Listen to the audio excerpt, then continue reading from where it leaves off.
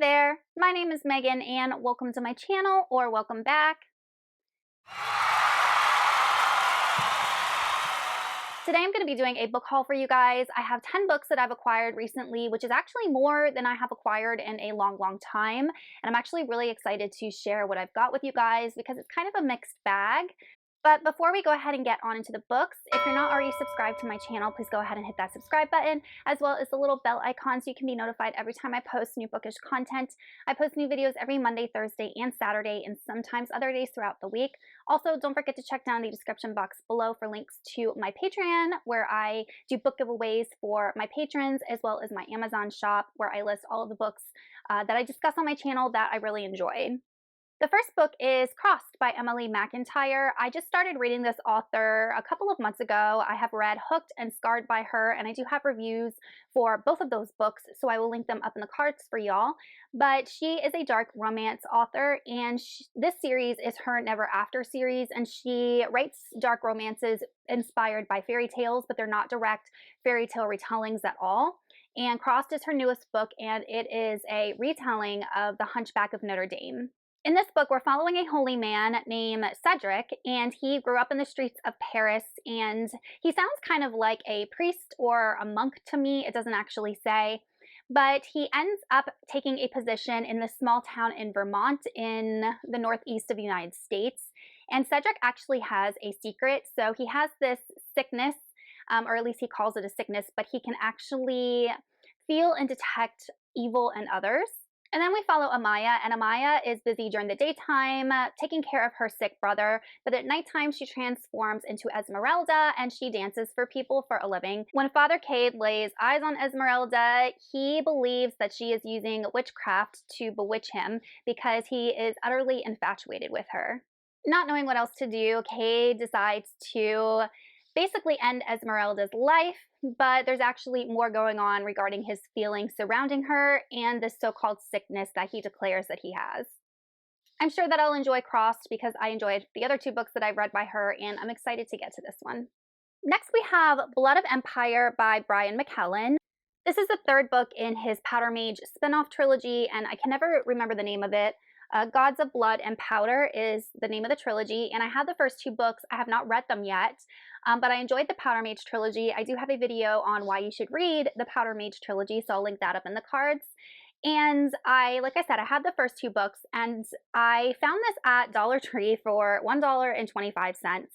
And even though I haven't read the first two books yet, I'm like, this is a $37 book. I'm just going to grab it because that is a steal. And I've enjoyed what I've read of Brian McKellen, and I would definitely get to the series at some point.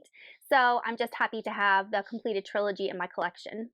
The next three books I found at my local used bookstore. They do sell new books too, so one of these is new, and that one is Foxglove by Adeline Grace. This is the companion to Belladonna, which I read a couple months ago and really enjoyed. I definitely recommend that for the fall spooky season, and I do have a full review of that book, so I'll link that up in the cards if you want to check it out.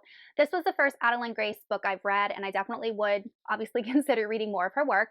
But like I said in my review of Belladonna, that is a completed story. However, it did set up for a companion or a sequel, which is what this is.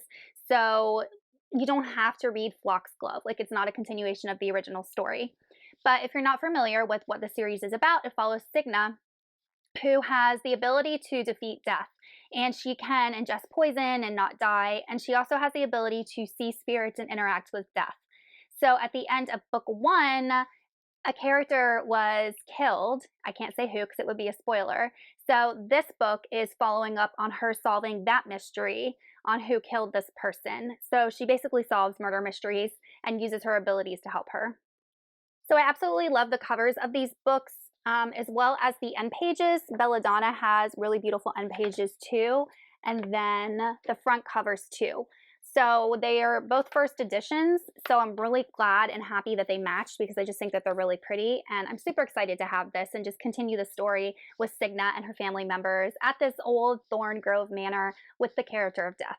Next, I found Leviathan Falls by James S.A. Corey. This is the last book in the Expanse series, and I do have all of the others, and I'm slowly reading the books. I just finished Nemesis Games a couple of weeks ago. That is the fifth book in the series, and I do have reviews for a couple of the books in the series. The most recent one I reviewed was Sibylla Byrne, so I will link that up in the cards if you want to check it out. Let me know if you want me to review Nemesis Games, because I'm kind of on the fence if I want to or not, but I will if you let me know in the comments. Anyway, so this is the final and last book in the Expanse series. So I knew it came out like a year ago or so, and when I saw it at my used bookstore, I just decided to grab it, only because I have been going through this series so far this year, and it's just good to know I have the completed series. Next, I picked up All the Tides of Fate, also by Adeline Grace. This is the sequel to All the Stars and Teeth, which I have not read, but considering that I enjoyed Belladonna, I figured that I would enjoy this series also, so I decided just to grab it. It is a YA duology, but in this series, we're following a character named Amora, and she lives on an island kingdom. She's a princess, and she's basically trained her whole life to be an animancer, which is called or considered the Master of Souls. And in order to prove her mastery, she has to do a demonstration of this skill. And during her demonstration, it goes horribly awry, and she is forced to flee the island. In order to make things right, Amora decides to partner with a pirate named Bastien, and he's going to help her recover her stolen magic, and she's going to help him out. But as they start to work together, they uncover that there's this new old magic on the rise, set out to destroy everything Amora knows. It sounds like a fun, good time. I enjoy pirates. I enjoy seafaring stories, so I'm hoping there's a lot of that in this series, and I was glad to find the sequel for a really good price. The next two books I ordered from Amazon just because I wanted them, and the first one is The Island of Dr Moro by H.G. Wells. I've wanted to read this for the longest time. War of the Worlds and The Invisible Man are some of my favorite books.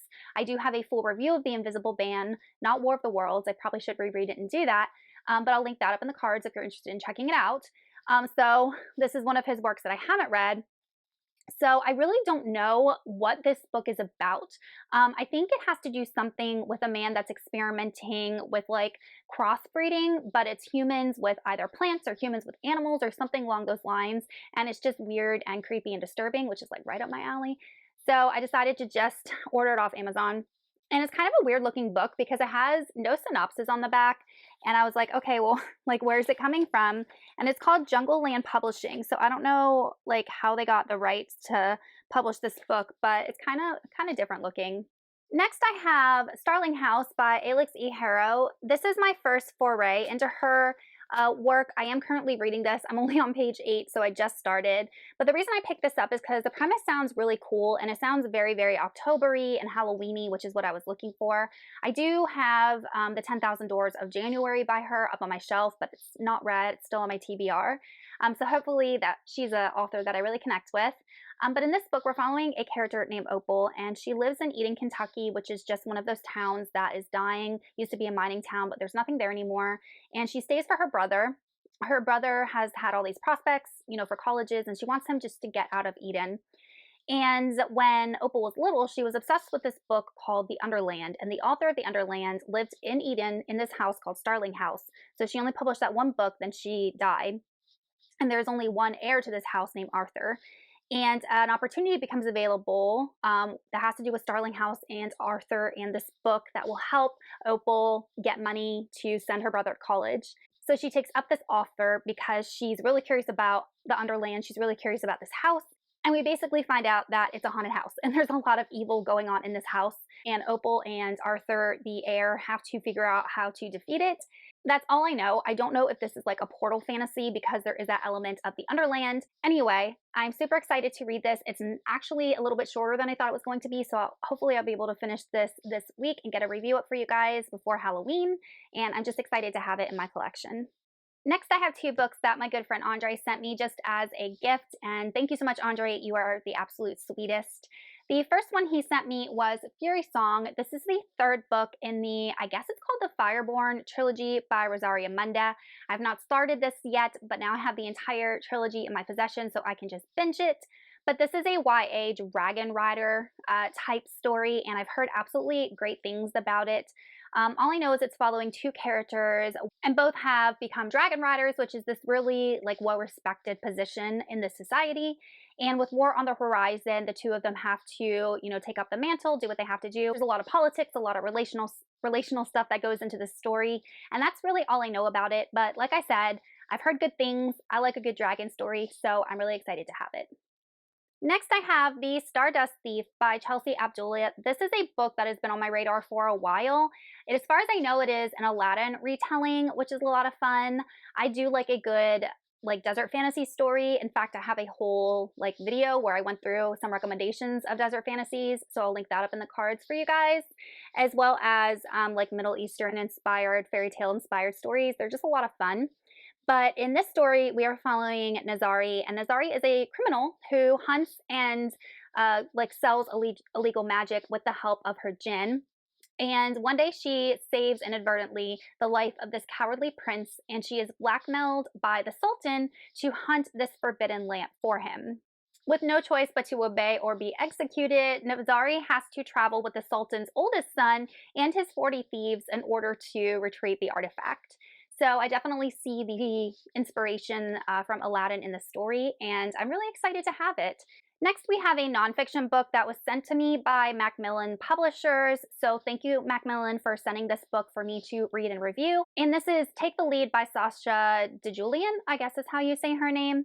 But Sasha, as far as I know or can understand from reading the back of the book, is a female rock climber, and this book kind of chronicles or goes through her story of getting into this sport when she was really young and just some of the experiences that she's had being a woman in a more male-dominated sport. So I'm really not familiar with her or her story, so I will definitely be learning a lot when I read this book. I'm not sure when I'm going to get to it, hopefully sooner rather than later. It does look like a fairly easy read, and I'm sure that I will get just a lot of inspiration from her story. So once again, thank you, Macmillan, for sending this to me. Okay, you guys, that is it for my book haul. I really have some awesome books that I am just super pumped to get to. Let me know in the comments if you've read any of these books and what you thought of them, and I will see you all in another video soon. Goodbye!